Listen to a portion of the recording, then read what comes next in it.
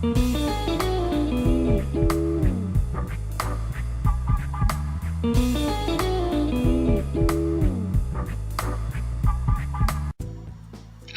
it going there, everyone? It's Mr. Zan over here bringing us a brand new anime discussion. And for today's anime, guys, we are going to be talking about Pokemon Sun and Moon, the anime, folks. And I have to say, this anime is actually pretty interesting due to the terms and the way that's actually being presented, folks. I have to say, respect to the marketing strategists that actually made the anime in this particular season, folks, due to the fact that there is so much happening in this anime that I personally think that the anime is coming out and is being justified just as well as it really was. Granted though, many people have not really become fond of the anime, and that is because of the fact that from the previous season, Pokemon X, Y, and Z, they were particularly fond of that style of animation and the way that the choreograph was actually going through, and the storyline, it was set on a different tone due to that actual reason. Granted though, in Pokemon Sun and Moon episode 1 and 2, it really went on a very different approach. I have to say, the approach was very different, but it was still executed very well, and I was still being enjoyed, and my eyes were not straying away from any moment that actually happened in the Pokemon Sun and Moon anime. That's what I'm just kind of here wondering as to why are people actually hating on it. I personally enjoyed it. I'm seeing everything that's been going on. Everything is very fluid. Everything is coming at you very fast. There is so much going on. Ash himself, he even has a new gimmick that's involved in this anime that is actually kind of different from what we've been seeing throughout the whole entire time. That you're here wondering that, you know, it kind of gives off a little bit of nostalgia every time you see Ash, or Satoshi, every time you see him, goes on into a very new, different adventure, a brand new region. And in the Lola version, guys, I have to say that in this region, it's really coming out perfectly. Like, I honestly am being serious here, and I personally think it's coming out perfectly.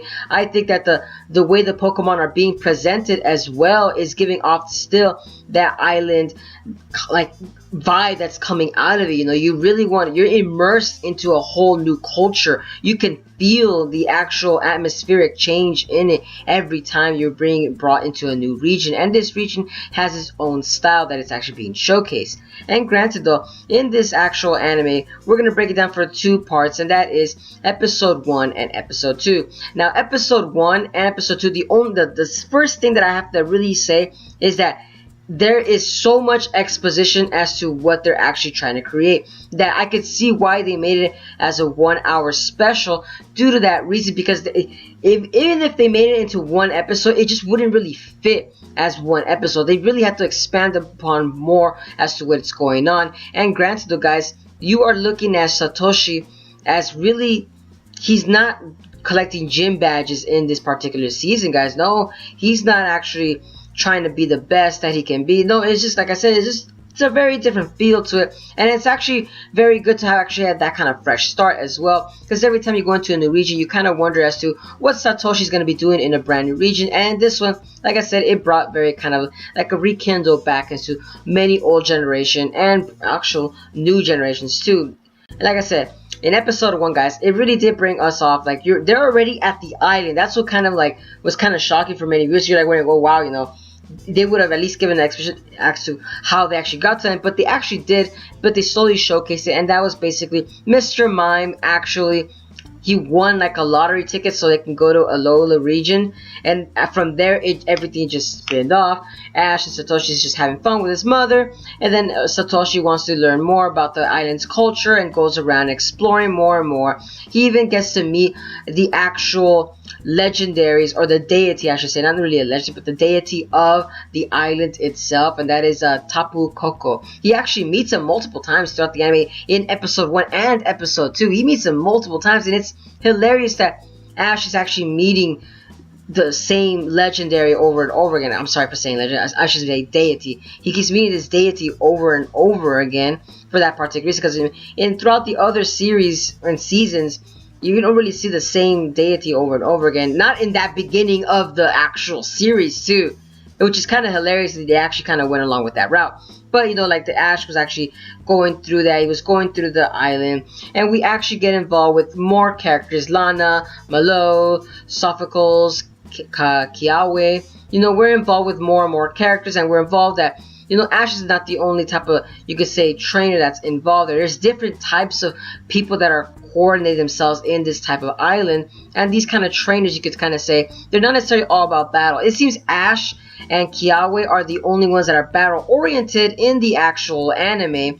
The other one seems to be more like hobbyists, you could kind of say, like Lana, and Milo and Sophocles. I don't know, they just don't seem as the type to be battle oriented. They just seem like they're doing their own gig at the side, while Kiawe seems to be the one that's actually doing his own thing. And granted though, guys, we actually do get to see Kiawe actually showcase himself with the Z crystals in the episode 1, folks, near the end, because in the first episode you literally see Kiawe face off against the actual organization Team Skull in episode 1, and people are wondering like, whoa, they showcased the evil organization in the first episode, but they didn't really showcase them that much as to see that they were kind of a powerful foe. It was more along to say, oh, these are going to be the villains, but that's just it. They didn't really showcase to who they really were, as to what their goals are. No, none of that was really showcased right there, but they did showcase the Z crystal power that Kiawe has, and that was the fire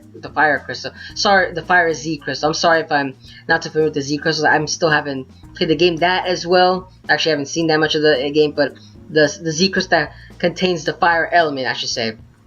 That's what Kiawe has, and he had a very strong Pokemon too, and that Pokemon used that same fire Z crystal, and right there and then he defeats all the actual Team Skull members, and each Skull member had 3 Pokemon individually, which goes along to say Kiawe is a very strong opponent in itself, guys. And granted though, guys, Tapu Koko himself, this legendary deity, you literally see this deity actually give Ash at the end, nearly the end of episode 1, the Z crystal for electricity. Right there and then, guys, Ash gets a freaking pass right there. You're gonna be laughing at that fact, because like Ash has like special privileges, hero privileges, plot privileges. It's just hilarious, but it's gonna move with the plot itself. And it's granted though that actually then moves on to episode 2, folks, and that is in itself that Ash is now in getting himself involved with the trainer school with Lana, Milo, Sophocles, and Kiawe are involved. Sorry, that name is so weird to pronounce.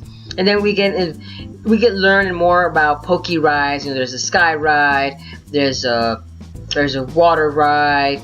And the water ride was mentioned in episode 1, where Ash was riding the Sharpedo underwater, which is pretty interesting. Like I said, I'm loving the way they're actually showcasing, and they're still giving that scenery all throughout the anime, because it's so fluid. The structures of everything is happening very quickly, and I'm loving the fact that Satoshi has more facial expressions even in episode 1 and episode 2, that actually you're here wondering, you might even laugh, because I kind of laughed at certain parts.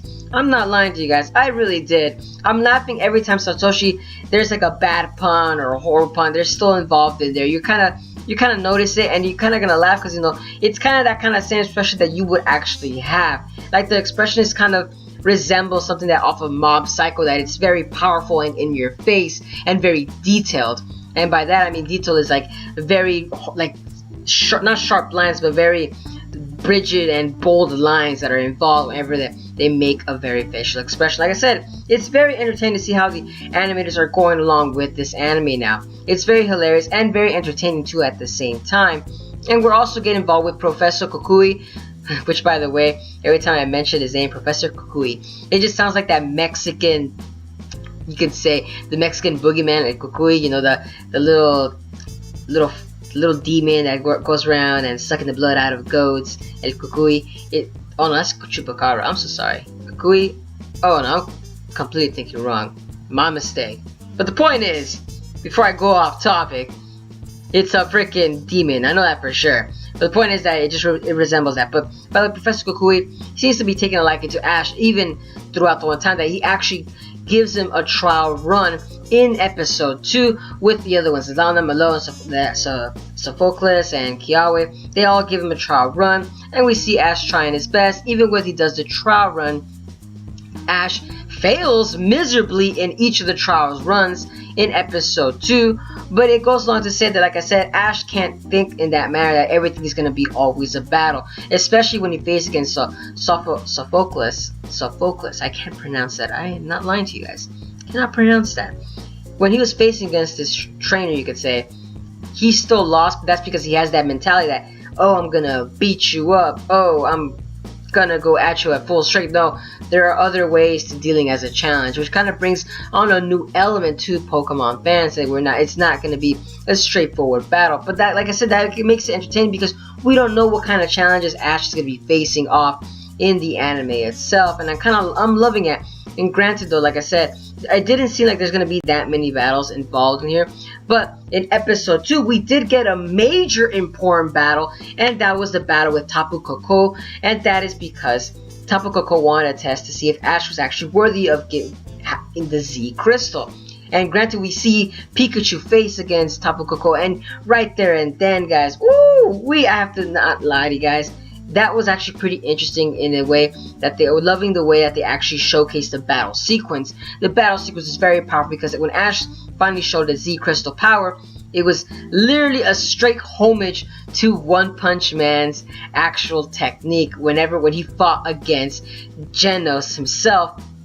Right there and then, Pikachu does the punch and Satoshi does the punch. Right there and then, the homage comes in, bam! Right there, you are gonna be laughing because I'm like thinking like, holy snap, you know, that's freaking One Punch reference right there. Pikachu with the Z Crystal move. But like I said, like, I'm loving the way they kind of did that animation, and the destruction that involved with the Z Crystal around there goes to show that the Z Crystal powers are not to be taken lightly. And it even goes to show, even in episode Team Skull, they even see the Z Crystal powers as something as a very strong magical force involved in the Pokemon anime now, which goes along to say that it makes it seem like Mega Evolution is just now being diminished in the previous series. Like I said, I'm kind of entertained to see as to what these Z Crystals are going to be done in the Pokemon anime.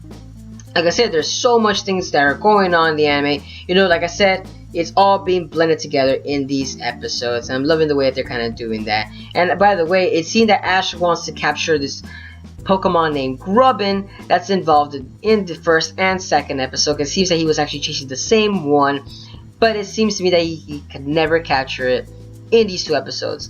Hopefully though, in the next couple episodes he might actually capture that, but in the next episode it seems that he's going to finally get the Pokédex that he so rightfully deserves, and that is the Rotom Pokédex that we've all been waiting for. And like I said, I can't wait to see how Rotom is actually going to be involved with Ash himself in the actual Pokemon anime, because remember, this is the first time we actually see a Pokemon that's been involved with electronics that's going to be with the main character himself. Like I said, I'm wondering how they're going to involve this throughout Pokemon anime. The ending though is actually makes it seem as if he's going to be there forever, and it's going to be seem more like the comic relief character, even though Ash himself is a comic relief character in this series now. Like I said, guys, every cliche that was actually done in this anime for Satoshi is every time he was riding around the island, he's literally bumping to every Pokemon, and they're all just hitting him, attacking him, and you're here wondering like, what the heck, man, Ash? Enough is enough. Get your facts straight. You know, we understand you might slip every once in a while, but I mean, not every single new Pokemon. That does get a little bit tiring. Not gonna lie, it does get.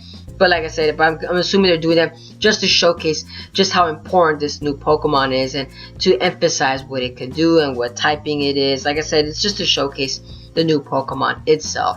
But like I said, it's still entertaining to watch.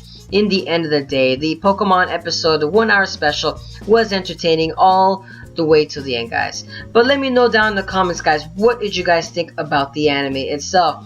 And personally, like I said, guys, I personally loved it, and I can't wait to see more of what this anime to come, because I'm loving this new different approach that the Pokemon anime is going with. It's very different. We don't have none of the original cast members, so Ash is here by himself too, which by the way, his mother is gone, so he's here by himself, and you're going to be here wondering as to what the heck is Ash going to be doing. And it seems to be at the end he says he wants to collect all the Z crystals and try the trial challenges too, if I remember correctly, which is kind of weird too, because I feel like they kind of added that mix in there just to kind of make the story progress. But I would have been actually more entertained to see Ash actually go get the Z crystals. That would be actually more entertaining than really facing the trial challenges. That could be along the way, but go getting the Z crystals and exploring the islands and the individual cultures that are each in the islands, I would feel like that would be actually interesting. But like I said though, let me know down in the comments on what you guys thought about the anime episodes, and what are you guys' thoughts on the brand new Pokemon that's being showcased. What are you guys' thoughts on the animation that's being included? Like I said, I actually enjoyed the animation. It's very fluid and very quickly paced, and there's a little bit of references to other animes that were involved in some of the skits that were kind of involved in this anime. But like I said guys, let me know down in the comments below, and as always guys, if you guys enjoy my content, give a like, comment, share, and subscribe for more, you could say, fall 2016 anime related content. And as always guys, have a wonderful day, but this is Mr. Zen, signing out.